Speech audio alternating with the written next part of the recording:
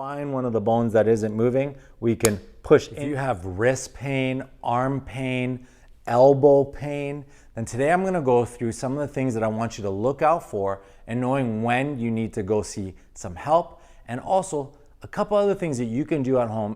I'm Dr. Matthew Posa. Welcome to my page. My page is dedicated to people and families with health tips and tricks so you can live the life you were designed to live. So don't forget to like, subscribe, and share this information with the people we know need it the most. I see this quite often, and in particular, if you've ever pushed off a bed or you're trying to maybe do a screwdriver, just putting your keys in your car, I mean, name it, and you're getting searing wrist pain where you feel it right through these bones in here. Sometimes it radiates into the hand. It could feel like a numbness, a shock type of feeling. You need to understand that there's a lot of different bones in here. So there's 8 bones in your wrist, and it's made up of 2 rows. So these bones, like any other bone in the body, can stop moving, it can go out of place, it can cause a lot of problems. And in fact, because there's nerves that run through here, then you can compress the nerves. There's arteries and veins. And so you wanna make sure that if you're getting like the full hand numbness, pain, and tingling, you can be getting a lot of like carpal tunnel type of things. And if you need a refresher about carpal tunnel, you can watch my last video right here and just click on that link and you'll get all the information you need about carpal tunnel. When it comes to the wrist pain, especially again, pushing off the bed or doing, trying to do a push-up, trying to grab something out of a drawer, like name it, the chances are one of these bones is out. And as a chiropractor, one of the things I see often, and I mean, I'm doing this at least 20 times a day, is when somebody has one of these bones out, quite often one of the elbow bones is out. And in particular, something called the radius. So the radius is one of the forearm bones and it's connected to your elbow. And what happens is that guy gets stuck. And then when it gets stuck, it shifts the way the bones move, which puts pressure on these carpals, which makes it a problem. So a lot of the times just adjusting this area here can cause, some relief, but really if you really want to get the full relief, we need to be adjusting the elbow. So if you live in a country that you don't have access to chiropractic, then I'm going to show you some of the things you can do at home to at least relieve some of the pain.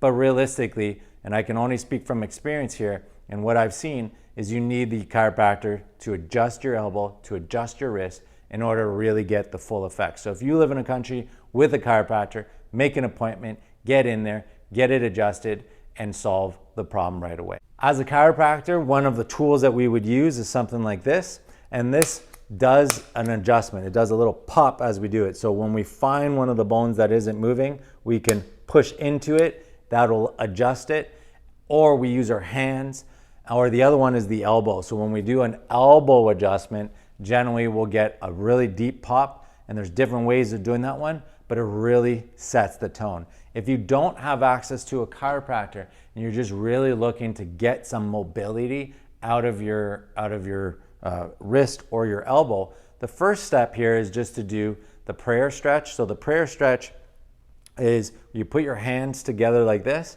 You're gonna bring it close to your chest, so you're gonna bring it in, and then all you're gonna do is elbows are gonna come up. So it's gonna extend the wrist a little bit more, and it's coming up like this. You wanna hold that for about 20 seconds. A lot of times you might get numbness, pain, tingling into the hands because you really are stretching that out. On the flip side of things, you can also do the opposite to that, which is your back of your hands are gonna be touching, and then what you're gonna do is bring your elbows down. And by doing that, again, you're working the full range. So it's the up and the down. And you can also do that by bringing your hand out. So if you got that pain and we want to involve now the elbow, so this is taking more of the chiropractic approach, you would extend your elbow fully, you would turn your hand out, and then it would be a pull towards, making sure, again, the elbow, don't do it with your elbow bent. You want to make sure your elbow is out, and you're going to bring that this way. Likewise, the same thing the other way. So you would bring it down.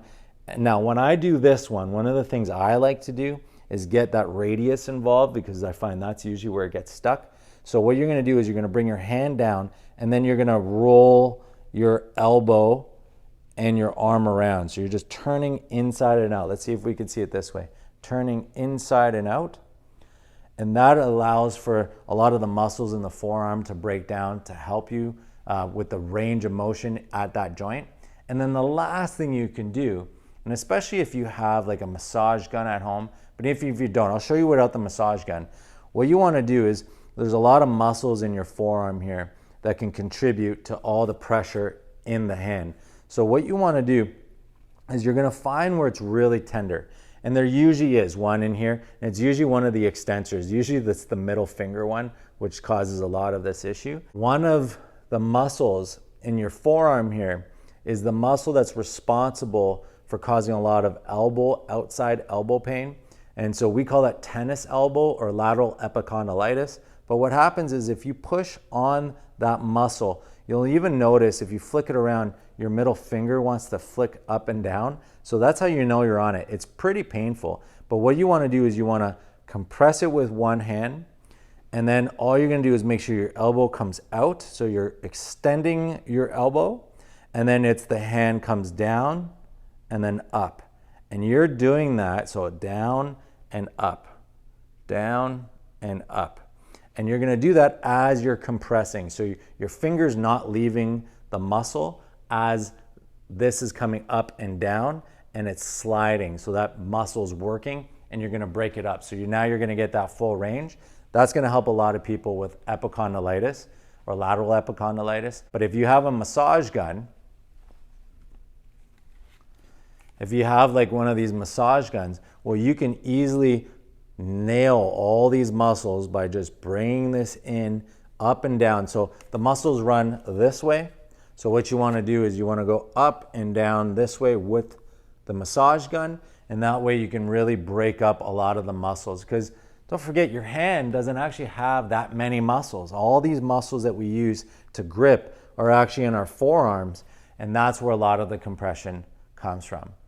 I hope this video helps you. I hope you get a lot of relief from this. If you are suffering and you are in a place where you have access to a chiropractor, get that appointment and get your wrist and your elbow adjusted. And if you don't live in a place that has a chiropractor, try some of those stretches, see what you can do, and leave a comment down below.